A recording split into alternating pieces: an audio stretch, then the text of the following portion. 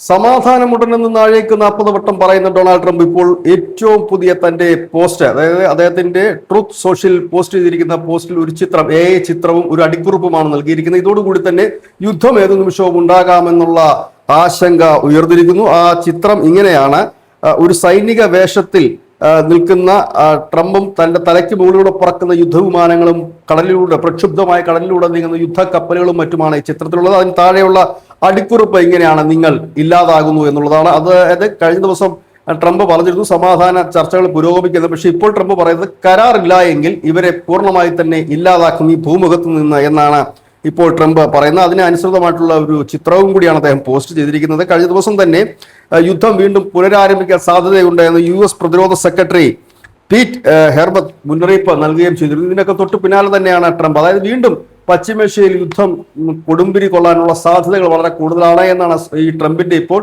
ഈ പോസ്റ്റ് ചെയ്തിരിക്കുന്ന പോസ്റ്റിലെ ചിത്രങ്ങളിൽ നിന്നും അടിക്കുറിപ്പിൽ നിന്നും വ്യക്തമാകുന്നത്.